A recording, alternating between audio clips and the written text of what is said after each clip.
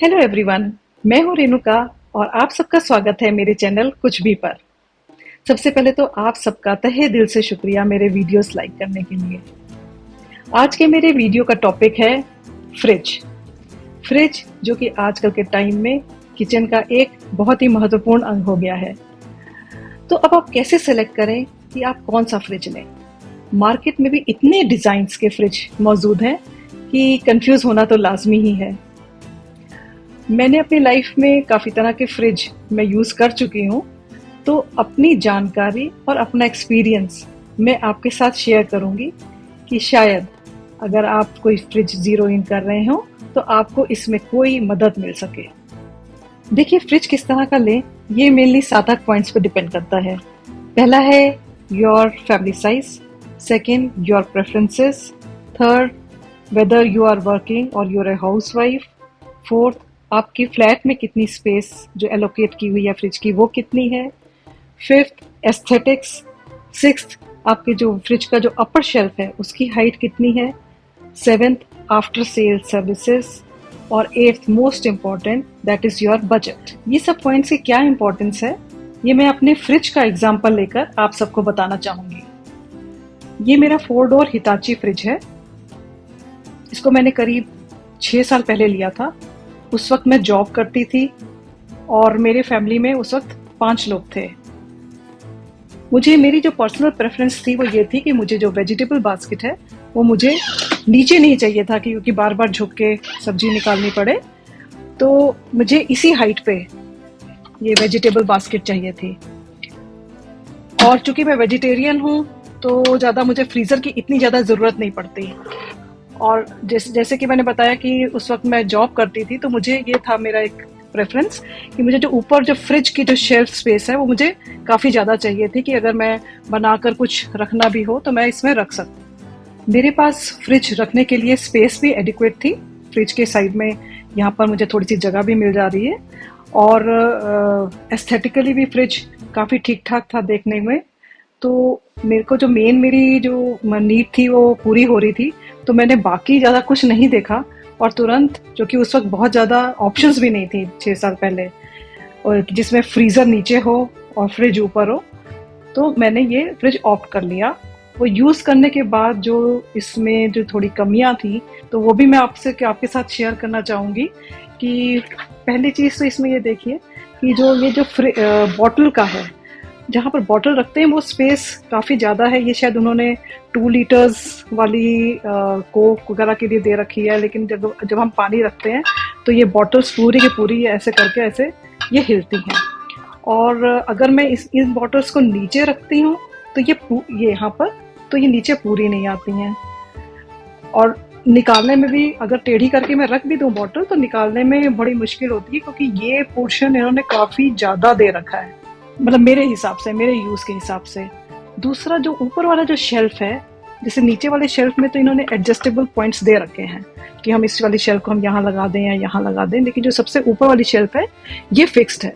तो ऊपर वाली जो शेल्फ की जो हाइट है, तो अगर मुझे पीछे का जो सामान, मेरी तो हाइट थोड़ी ठीक ठाक है अगर, लेकिन जिसकी थोड़ी कम हाइट हो, तो जब पीछे का जो सामान है वो तो निकालने में, अभी मैं उचक के देख रही हूँ, तो वो निकालने में या रखने में क्या रख दिया पीछे तो काफ़ी मुश्किल होती है।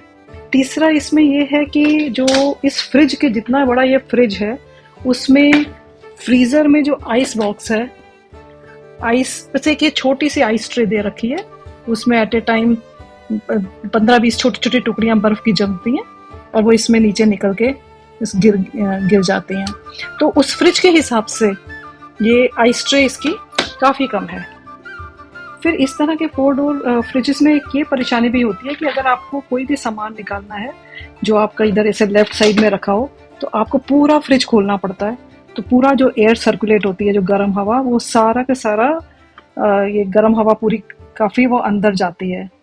और एक ये भी है कि अगर जैसे आप गर्मियों में अगर कोई आप जूस बनाते हैं, लस्सी बनाते हैं, जग्स, आपको बड़ा जग रखना है, तो उसकी ये डिस्टेंस है इसका, किसी भी अगर आप कैसे भी एडजस्ट कर लें तो वो रखने के लिए इतनी ऊंची कोई चीज़ ये जगह नहीं है। अब ये तो बात हो गई 4 डोर फ्रिजेस की। इन फ्रिज में कुछ ये भी ऑप्शन आते हैं जिसमें बाहर वाटर डिस्पेंसर होता है और आइस डिस्पेंसर होता है, तो ये आपकी अपनी पर्सनल चॉइस है। दूसरी तरह के जो फ्रिज होते हैं उसमें अगर आप ये देखें वो वर्टिकली पूरा हाफ हाफ में डिवाइडेड होते हैं, डबल डोर। उसमें एक तरफ जैसे लेफ्ट साइड में फ्रीज़र हो गया और राइट साइड में नॉर्मल फ्रिज। तो कुछ लोग वो प्रेफर करते हैं, जैसे स्पेशली मैंने देखा है जो लोग नॉन वेज ज़्यादा खाते हैं तो वो ऐसा वाला फ्रिज ज़्यादा प्रेफर करते हैं जिनका फ्रीज़र भी काफ़ी यूज़ होता है। मुझे उन फ्रिजेस में थोड़ा सा ड्रॉबैक ये लगता है कि अगर जैसे सपोज आपका ये हाफ साइड ये नॉर्मल आपका ये फ्रिज है पूरा, तो एक तो जो ये एक बड़ा ऑड सा साइज हो जाता है कि इसमें अगर आपने कुछ ऐसा सामान रखा तो दो सामान, अगर दो बड़े पतीले हैं तो वो आएंगे नहीं, है ना, तो वो स्पेस जो है काफ़ी कम हो जाती है। और जो नीचे, जब हम सबसे नीचे जो वेजिटेबल बास्केट है उसका साइज भी थोड़ा ऑड सा हो जाता है। फिर एक नेक्स्ट फ्रिज आता है डबल डोर फ्रिज, जिसमें ऊपर फ्रीज़र होता है और नीचे नॉर्मल फ्रिज होता है। तो उसमें एक तो उसकी चौड़ाई कम होती है, तो अगर आपके किचन में किसी के पास स्पेस कम है तो उसमें उस हिसाब से फ्रिज दिया जाता है। दूसरा उसका जो कॉस्ट होती है वो ये जो डबल डोर वर्टिकल वो है और 4 डोर फ्रिज उनसे कम होती है। और तीसरी चीज़ अच्छी बात होती है कि उसका जो डोर होता है उसमें जहाँ पर बॉटल्स रखते हैं वो वाला जो स्पेस है वो काफ़ी लंबा इकट्ठा मिलता है, तो उसमें जबकि ज़्यादा सामान आ जाता है। और चौथा होता है जो सिंपल सबसे बेसिक सिंगल डोर फ्रिज, जो कि शायद जो मेरे जो पहला फ्रिज था वो वही था। तो वो बेसिक फ्रिज है, उसमें यही है कि वो कॉस्ट इफ़ेक्टिव है, अगर किसी का बहुत ही कम बजट है तो उसमें वो फिट बैठ जाता है। ये था मेरा आज का वीडियो फ्रिज के ऊपर।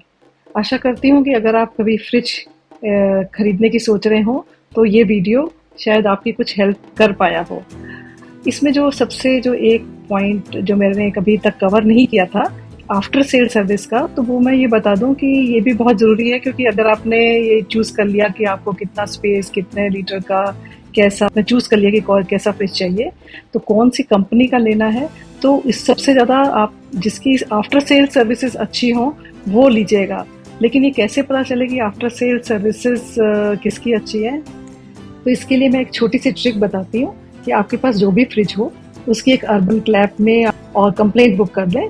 और जो अर्बन क्लैप के जो भी आदमी आते हैं उनको काफ़ी आइडिया होता है कि किसकी जो फ्रिज है जिसकी कौन सी कंपनी के फ्रिज की ज़्यादा कंप्लेंट्स आती हैं या किसकी आफ्टर सेल सर्विसेज ज़्यादा अच्छी हैं। तो इससे आप पता कर सकते हैं, क्योंकि अगर आप फ्रिज तो ले लेते हैं, अगर फ्रिज की आफ्टर सेल सर्विसेज कुछ प्रॉब्लम हो जाती है और जिसकी सर्विसेज अच्छी नहीं होती तो आपको तो वो ठीक करवाने में आपके पसीने छूट जाते हैं। तो ये था मेरा आज का वीडियो। आपको कैसा लगा आप कमेंट बॉक्स में लिख के ज़रूर बताएं, और अगर अच्छा लगा हो तो लाइक और शेयर ज़रूर करें, और अगर अभी तक सब्सक्राइब नहीं किया तो सब्सक्राइब ज़रूर करें। तो चलिए मिलते हैं नेक्स्ट वीडियो में, तब तक के लिए नमस्कार। आ रहा है मेरा नेक्स्ट वीडियो फ्रिज ऑर्गेनाइजर्स के ऊपर, तो देखना ना भूलें my next video fridge part 2।